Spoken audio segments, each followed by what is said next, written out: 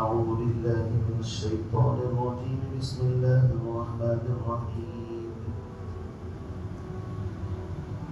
قل للذين كفروا ستغلبون وتحشرون إلى جهنم وبئس المهاد قد كان لكم آية في فئتين التقتا فئة تقاتل في سبيل الله وأخرى كافرة يرونهم مثليهم رأي العين والله يؤيد بنصره من يشاء إن في ذلك لعبرة لأولي الأبصار صدق الله العظيم. سورہ آل عمران نصارہ کے رد کے اندر نازل ہوئی ہے. تقریباً 83 آیات اس وقت کے جواب میں جو نجران کے نصارہ ان کا ایک مذہبی گروہ جن کے اندر بڑے بڑے علماء پادری لوگ موجود تھے، یہ مدینہ منورہ آئے، مسجد نبوی کے اندر رکے، پیغمبر علیہ السلام کے پاس ٹھہرے اور انہوں نے حضور اکرم صلی اللہ علیہ وسلم کے ساتھ مناظرہ کیا، مباحثہ کیا. چونکہ نصارہ کا عقیدہ یہ ہے کہ عیسیٰ اللہ کے بیٹے ہیں، 3 خداؤں میں کے ایک ہیں، اور اسی طریقے سے یا ڈائریکٹ عیسیٰ علیہ السلام ہی خدا ہے. ظاہر بات ہے یہ توحید کے خلاف ہے. اللہ رب العزت نے اس کے رد میں، اس کی تردید میں قرآن پاک کی 83 آیات نازل فرمائی. حضور کے ساتھ جبریل موجود رہتے تھے، قرآن نازل ہوتا تھا، آپ پڑھ کر کے لوگوں کو سناتے تھے. 13 آیات اب تک آپ کے سامنے، 11 آیات بیان ہو چکی ہیں. 12 اور 13 نمبر کی آیت آج میں نے آپ کے سامنے پڑھی ہے.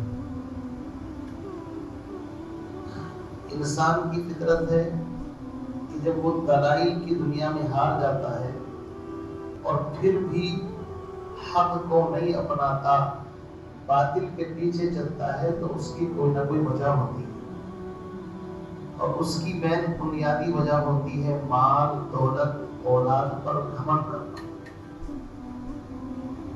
چنانچہ ان نصارہ کو بھی یہ سوال کھٹکا کہ دیکھو ہم لوگ رئیس ہیں، مالدار ہیں، صاحب ثروت ہیں، اور اللہ ہم سے یقیناً خوش ہے، تبھی تو یہ سب کچھ اللہ نے ہم کو دے رکھا ہے.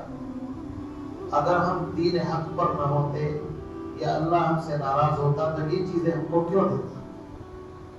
یہ دھوکہ بہت انسانوں کو لگتا ہے. اللہ رب العزت نے ان تینوں کا جواب تفصیل کے ساتھ قرآن پاک میں الگ الگ مقام پر بھی دیا ہے، اور یہاں شارٹ کٹ میں جواب دیا ہے. جواب کا حاصل یہ ہے کہ دنیا اور مال اور دولت یہ اچھی چیز بھی ہے اور بری چیز بھی ہے. مال اور دولت اگر صحیح طریقے سے کمایا جائے، جائز راستوں سے کمایا جائے، صحیح طریقے سے خرچ کیا جائے، اس مال کے حقوق ادا کر دیے جائیں، تو پھر اس مال کا شر اور فتنہ ختم ہو جاتا ہے. پھر اس مال کو سراسر خیر کہیں گے. اس کے ذریعے سے انسان اپنی ضرورتیں پوری کرتا ہے، پڑوسیوں کی، رشتہ داروں کی، غریبوں کی، دنیا میں بسنے والے انسانوں کی.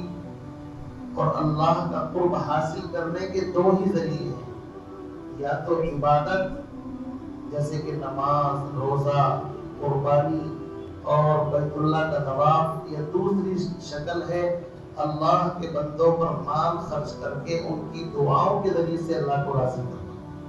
یہ 2 طریقے دنیا کے اندر. باقی جو لوگ جائز ناجائز کی پرواہ نہیں کرتے، قارون کی طرح صرف خزانہ سمیٹتے ہیں، تو پھر یہ مال اور دولت ان کے حق میں ایک زہر ہے، زہر قاتل ہے، اس کو ہلاک کرنے والی چیز ہے. اسی کو اللہ نے فرمایا ان الذین کفروا، وہ لوگ جنہوں نے کفر کیا، چاہے یہودی ہوں، چاہے نصارہ ہوں، چاہے مکے کے مشرکین ہوں، جس نے بھی کفر کیا، لن تغنی عنہم اموالہم ولا اولادہم من اللہ شیئا، ہرگز ان کے کام نہ آئے گا، نہ ان کا مال نہ ان کی اولاد اللہ کے مقابلے میں کچھ بھی کام نہیں آئے گا مال اور اولاد۔ بلکہ فرمایا وَأُولَٰئِكَ هُمْ وَقُودُ النَّارِ، یہ مال تو جہنم کا ایندھن ہے۔ وَأُولَٰئِكَ، ایسے لوگ کہ جنہوں نے کفر کیا اور مال اور دولت ہی کے چکر میں لگے رہے، اس کو سمیٹتے رہے، اس کا حق ادا نہیں کیا، تو ایسے لوگ جہنم کا ایندھن ہے، جہنم کو اس سے بھڑکایا جائے گا، جیسے ایندھن سے کسی چیز کو بھڑکاتے ہیں، ایسے ہی کافروں سے جہنم کو بھڑکایا جائے گا۔ آگے فرمایا کدأب آل فرعون، مثال کے طور پر آل فرعون، فرعون کو، فرعون کے چمچوں کو، اس کے ماننے والوں کو دیکھو کہ اللہ نے ساز و سامان کے باوجود، کثرت کے باوجود، سارے وسائل کے باوجود بحر قلزم کے اندر کس طرح ان کو غرق کیا۔ اس سے سبق حاصل کرو۔ اور فرمایا صرف فرعون نہیں، فرعون سے پہلے اس جیسے بہت سارے گزرے ہیں، والذین من قبلہم، ان لوگوں کا انجام دیکھو جو مال اور دولت کی وجہ سے حق کو جھٹلاتے تھے، جو ان سے پہلے گزرے، قوم عاد، قوم ثمود، قوم لوط، اور اسی طریقے سے اصحاب الایکہ جن کا ذکر قرآن میں انشاءاللہ آنے والا ہے۔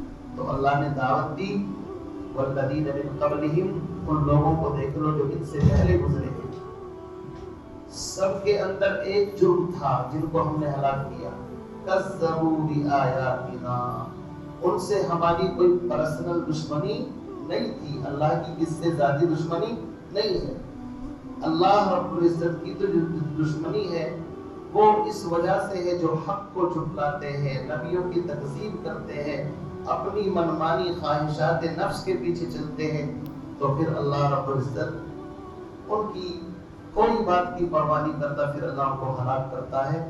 اسی کو فرمایا کذبوا بآیاتنا، چاہے قوم عاد ہو، قوم ثمود ہو، قوم لوط ہو، آل فرعون ہو، ان سب نے ہماری آیات، نشانیوں کو، نبیوں کو، معجزات کو، حق کو جھٹلایا۔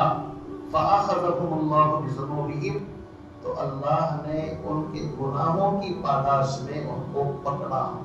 اور یاد رکھو واللہ شدید العقاب، اللہ کی جب پکڑ آتی ہے تو سخت پکڑ آتی ہے۔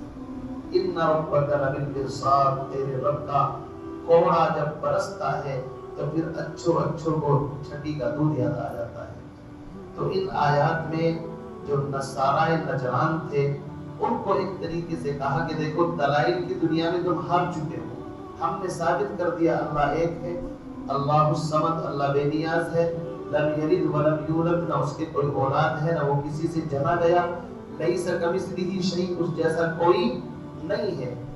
اب اگر مال اور دولت کی وجہ سے، جیسے کہ کل میں نے اس کا شان نزول بتایا تھا، ابو حارثہ ابن علقمہ جو اس وقت میں ایک معزز آدمی تھا، جب وہ اپنے خچر سے، اپنے سواری سے نیچے گرا تو اس کے بھائی نے یوں کہا کہ محمد ہلاک و برباد ہو، تو اس نے کہا بدبخت، محمد تو سچے نبی ہیں، ان کے بارے میں ایسا جملہ مت کہے۔ تو اس نے کہا بھائی جان جب وہ سچے ہیں تو پھر ان کے مقابلے پر کیوں جا رہے ہو؟ اس نے کہا جا اس لیے رہے ہیں کہ ہم کو جو ہدیے تحائف اور ہم کو جو زمینیں اور باغات اور اتنا سب کچھ ملا ہوا ہے، اگر ہم ان کی بات نہیں مانیں گے تو سب واپس لے لیا جائے گا۔ یہ ہے دنیا کی محبت جو انسان کا بیڑا غرق کرتی ہے، حب الدنیا رأس کل خطیئۃ۔ تو ان آیات میں ان کا جواب ہو گیا کہ دیکھو اللہ رب العزت ہر اس شخص سے نمٹتا ہے جو اللہ کی آیات کو جھٹلاتا ہے، چاہے کوئی بھی ہو۔ تم بھی اگر اللہ کے سامنے آؤ گے، بغاوت پر اترو گے، تو یاد رکھو ایک ایک کا انجام برا ہوگا۔ دنیا میں دو ہی طریقے سے بات کی جاتی ہے، یا تو دلائل کے ساتھ بات کی جائے، اور اگر کوئی دلائل نہ مانے تو پھر جنگ کی جاتی ہے۔ منانے کا طریقہ تو یہی ہے دنیا کے اندر، کیونکہ یہ دو طریقے ہیں۔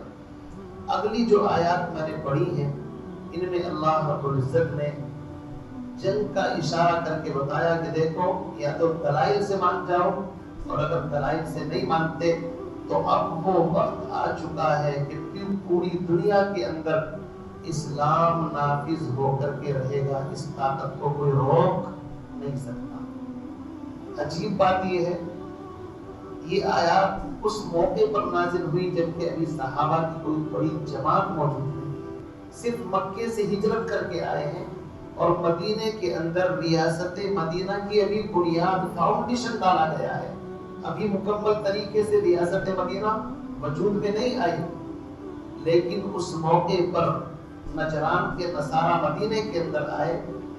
اس آیت کے اندر اصل خطاب یہودیوں کو ہے، نصارہ کو ہے، مشرکین کو ہے، جو بھی دین اسلام کے اپوزٹ جتنے بھی لوگ ہیں، ان تمام کو سب سے پہلے تو ایک دھمکی، ایک چیلنج اللہ کی طرف سے دیا گیا۔ کہتے ہیں کہ یہ آیات بعض مفسرین فرماتے ہیں ہجرت کے تقریباً 18 مہینے بعد غزوہ بدر پیش آیا تھا، رمضان ہی کا مہینہ تھا جو رمضان چل رہا ہے، رمضان کی 17 تاریخ اور جمعے کی رات۔ جب آپ پہلے میں آپ کو غزوہ بدر کی تفصیل بتا دوں، چونکہ اگلی آیت میں غزوہ بدر ہی کا ذکر ہے، قرآن پاک میں کئی جگہ پر اس کا ذکر آئے گا، پارہ نمبر 4 میں بھی آنے والا ہے تفصیل کے ساتھ، پھر آگے چل کر کے سورہ انفال کے اندر بھی آئے گا۔ مسئلہ یہ ہوا جب صحابہ مدینہ منورہ ہجرت کر کے آئے، ابھی اسلام تھوڑا تھوڑا پھیلنا شروع ہوا، تو مکے کے لوگوں نے ظاہر بات ہے ان کو گھر سے بے گھر کر دیا تھا۔ مکے میں جو ان کے مکانات تھے صحابہ کے سب کا انہی کا قبضہ تھا، اور ان کو چھوڑ کر کے آنا پڑا بے سر و سامانی کے عالم میں۔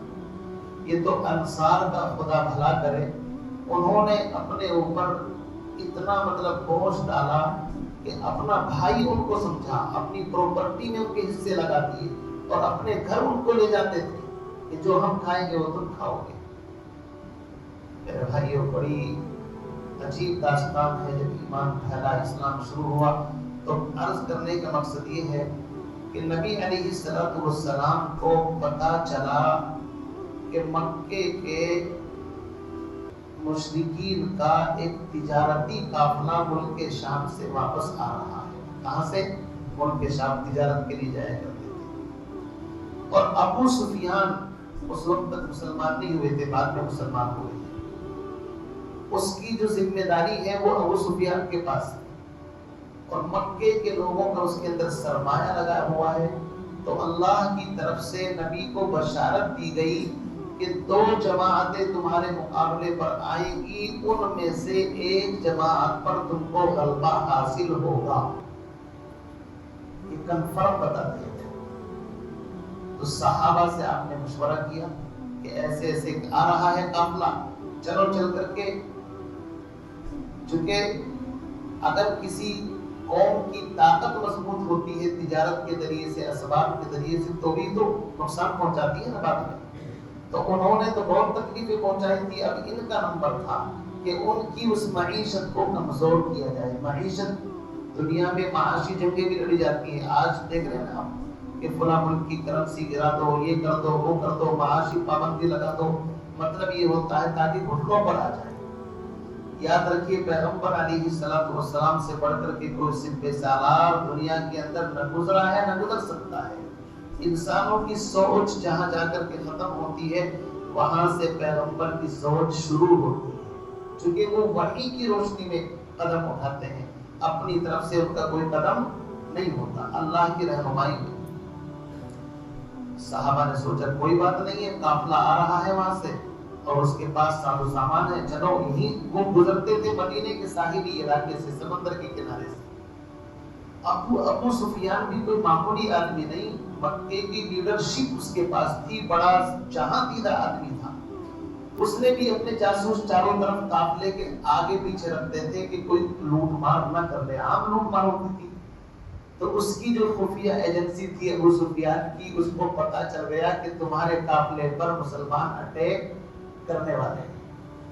تو اس نے کیا چالاکی کی، اس نے راستہ بدل دیا، جس راستے سے جانا تھا وہ راستہ بدل کر کے دوسرے راستے سے قافلے کو لے کر کے گیا اور جلدی سے 2 آدمی مکے کے اندر دوڑائے کہ تمہارا قافلہ خطرے کے اندر ہے، اگر بچا سکتے ہو تو آ کر کے بچا لو۔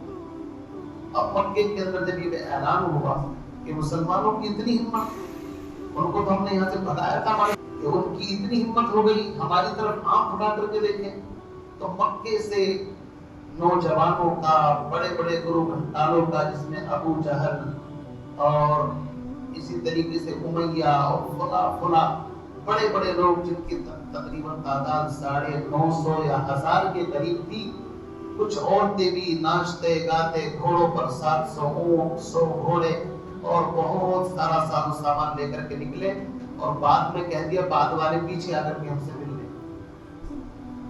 اب شکل یہ ہوئی کہ صحابہ جب ادھر سے نکلے تھے ان کا ارادہ کوئی جنگ کرنے کا نہیں تھا، پوری سچویشن کا آپ دھیان رکھیں۔ ان کا ارادہ تو یہ تھا کہ قافلہ ہے اس سے جا کر کے 2 ہاتھ کرنے ہیں، لیکن صورتحال یہ ہوئی قافلہ اللہ نے نکال دیا اور دوسری جماعت ان کے مقابلے پر آ گئی۔ کون سی جماعت؟ جو مکے سے چل کر کے آئی ہے۔ عتبہ بن ربیعہ بن عبد شمس بڑا مشرک تھا، یہ اس کی کمانڈنگ کر رہا تھا۔ ابو جہل بھی اس کے اندر موجود تھا، ناچتے گاتے شراب پیتے پاتے۔ بدر ایک کنواں تھا، پانی کی بڑی دقت رہتی تھی چونکہ جانوروں کو بھی پلانا ہے، انسانوں کو بھی پینا ہے، اور پانی کے اوپر تو لائف زندگی کا دار و مدار ہے۔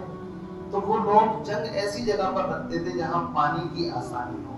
تو مشرکین نے آ کر کے بدر کے کوئے پر قبضہ کر لیا اور اچھی جگہ پر آ کر کے بڑا اٹھا دیا۔ یہ بدر مدینے سے تقریباً 100 میل کے فاصلے پر ہے۔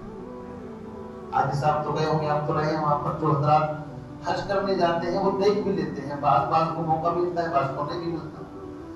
عجیب جگہ تھی، وہاں آ کر کے اچھے مقام پر انہوں نے قبضہ کر لیا۔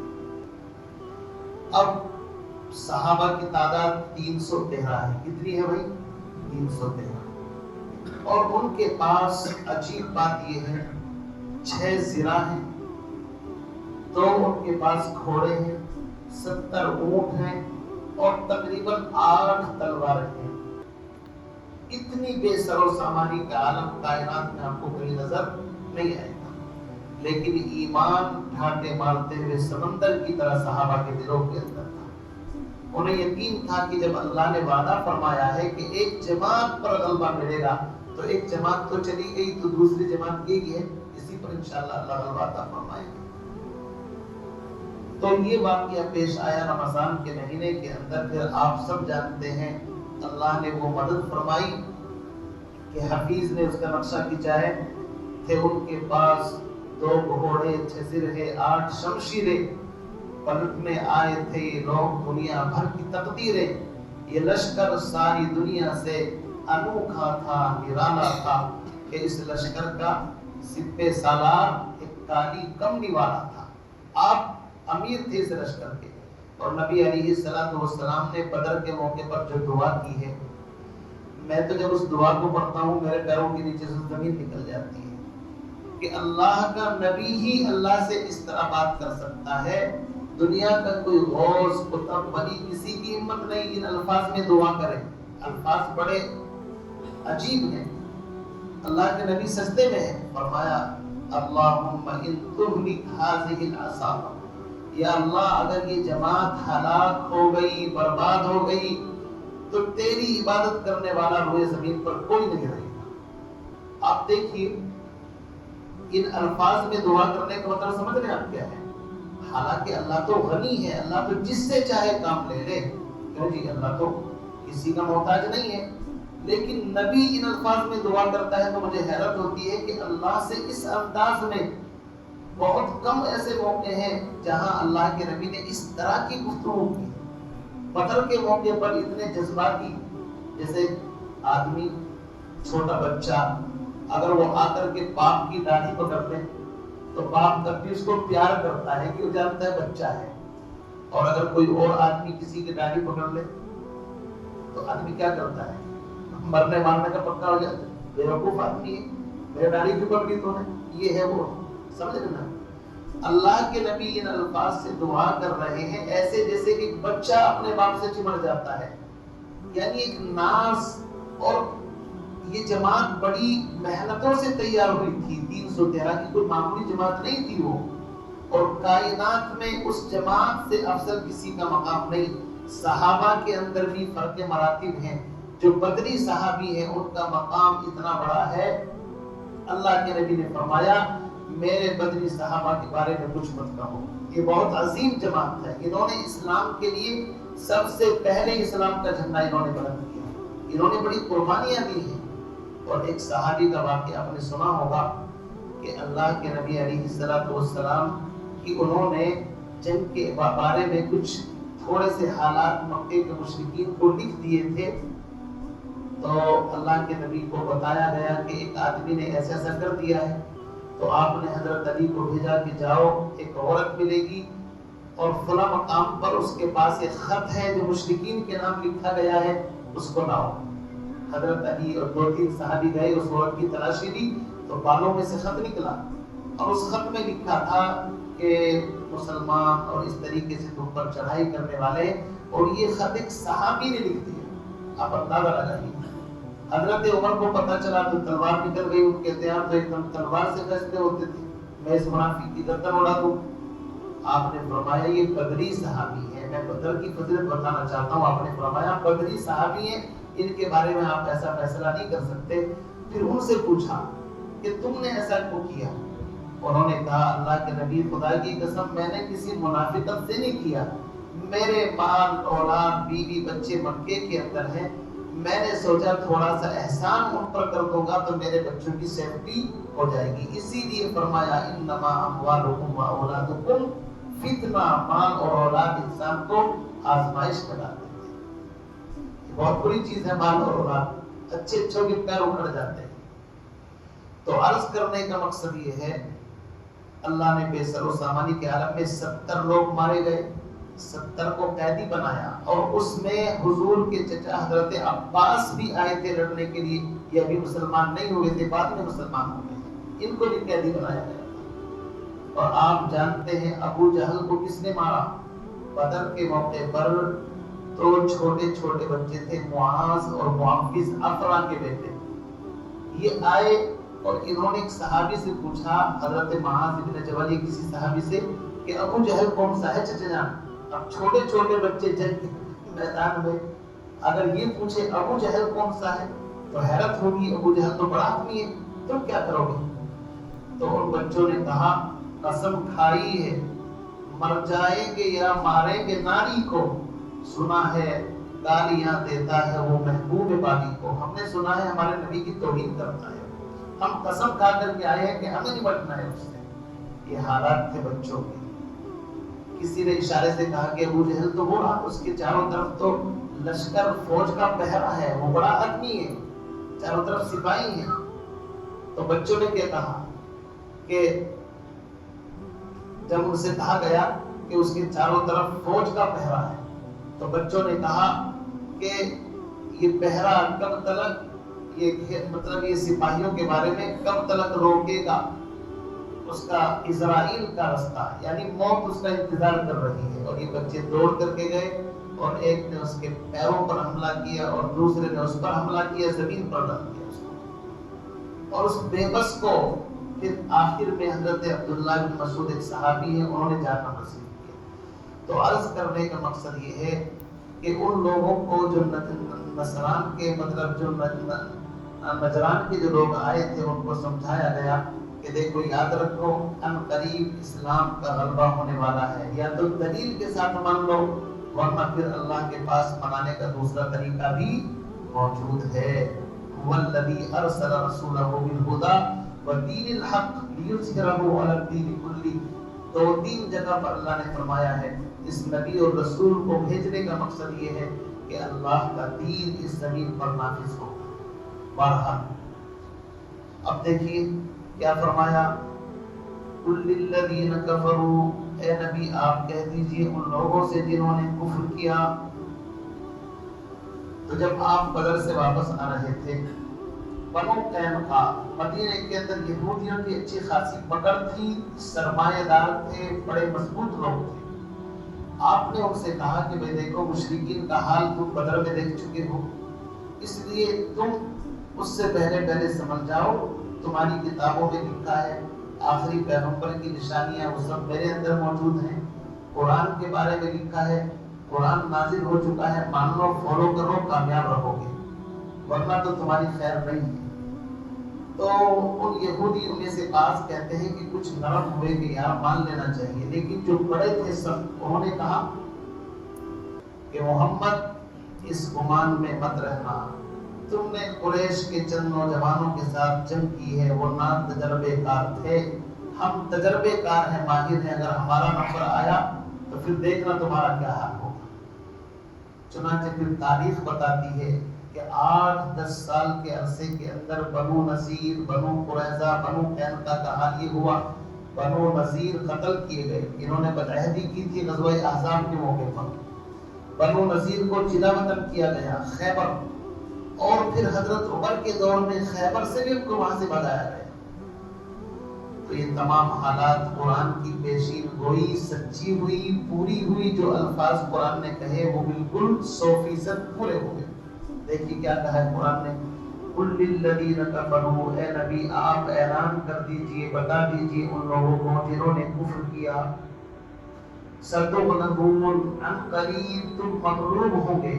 سین جب آتا ہے تو یہ استقبال کو بہت قریب کر دیتا ہے، یعنی بال زمانہ قریب ہے، زیادہ ٹائم نہیں لگے گا اس چیز میں۔ سَتُغْلَبُونَ عَنْ قَرِيبٍ، تم مغلوب ہوں گے، وَتُحْشَرُونَ إِلَىٰ جَهَنَّمَ، اور صرف دنیا ہی میں نہیں، تمہیں جہنم کا عذاب بھی چکھنا پڑے گا، وَتُحْشَرُونَ جَهَنَّمَ، جہنم میں اکٹھا کیا جائے گا، وَبِئْسَ الْمِہَادُ، اور جہنم بہت بری جگہ ہے۔ مہاد فرش کو کہتے ہیں، بچھونے کی جگہ کو کہتے ہیں، تو جہنم میں گویا کہ تمہارا بچھونا آگ ہے، وَبِئْسَ الْمِہَادُ، اور بہت بری جگہ ہے۔ اب یہ جو دعویٰ ہوا کہ تمہارے ساتھ ایسا ہوگا ایسا ہوگا، اس دعوے پر دلیل غزوہ بدر کے واقعے کو پیش کیا کہ دیکھو آپ قریب تم دیکھ چکے ہو کیا حال ہوا ہے ابھی، تو دعوے کو دلیل کے ساتھ اللہ نے پیش کیا۔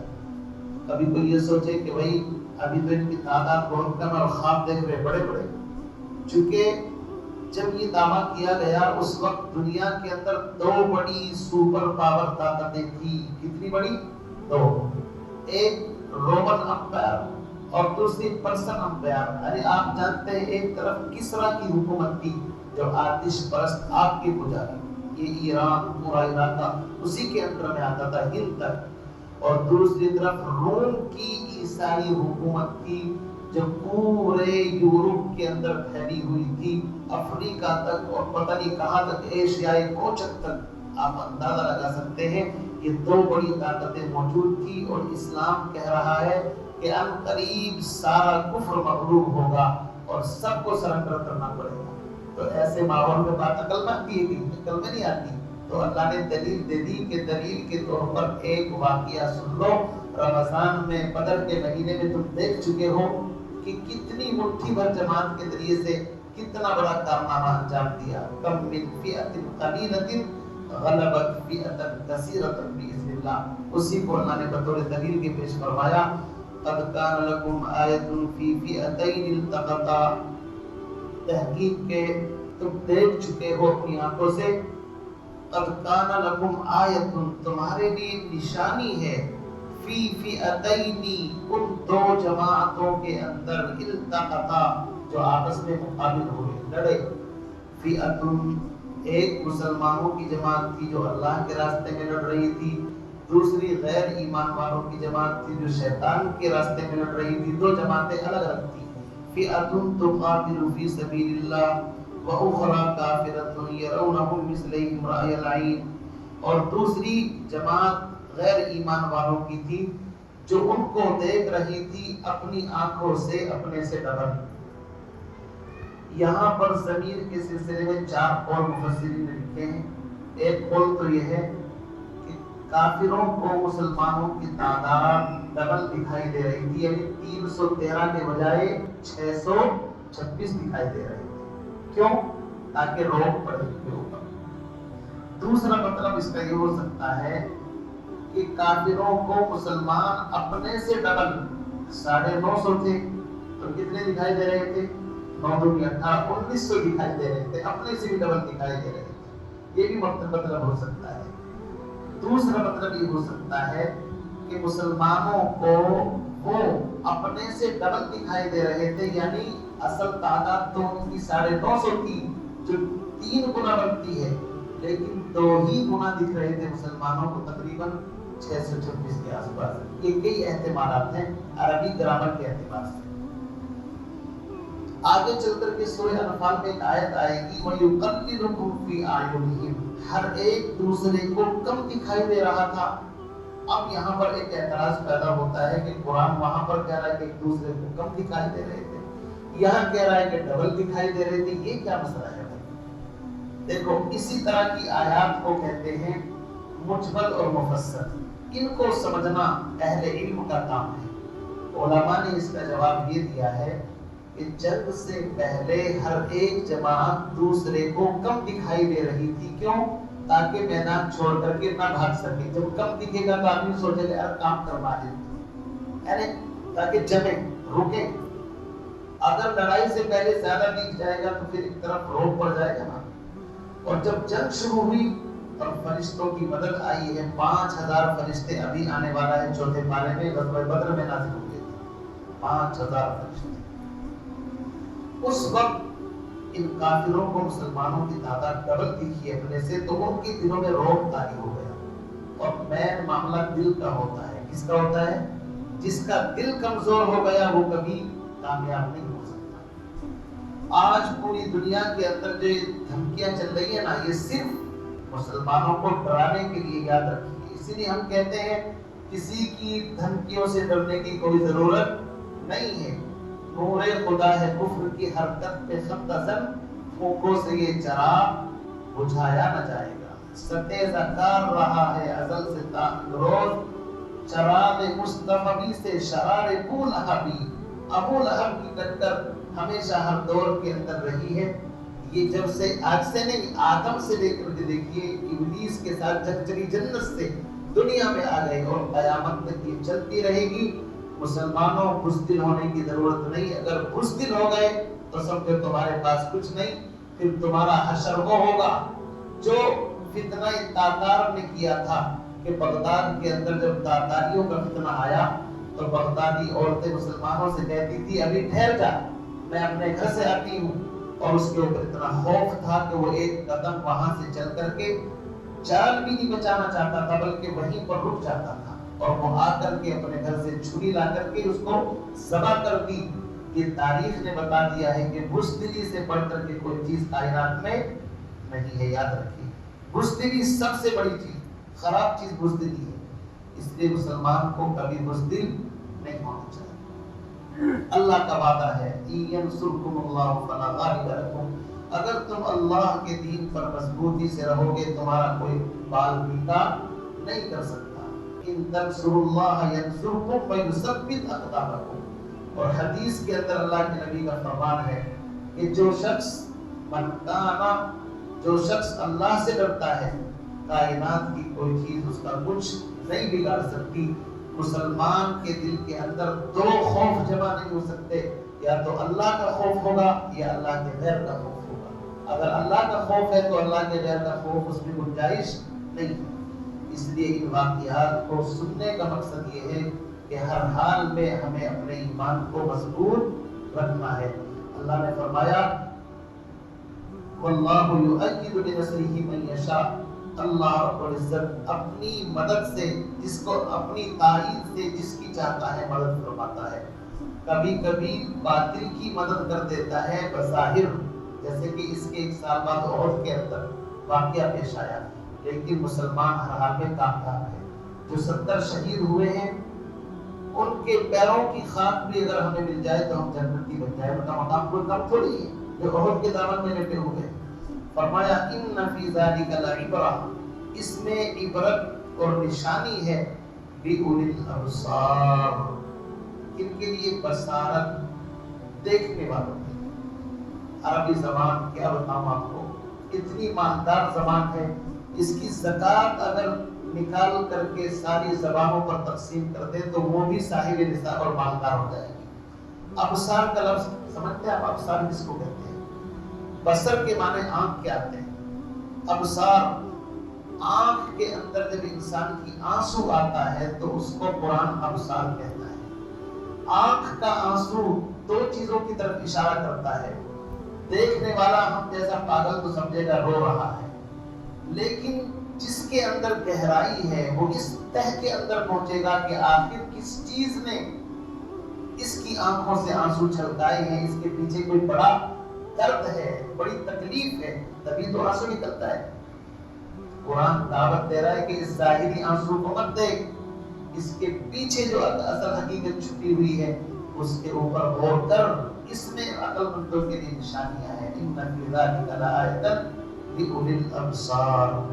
تو قرآن پاک بڑی عجیب کتاب ہے، البیلی کتاب ہے، اور مسلمانوں کے لیے نہیں، پوری دنیا کے لیے لائف آف سسٹم، پوری زندگی کو گزارنے کا طریقہ اگر انسان چاہے تو قرآن کے اندر موجود ہے۔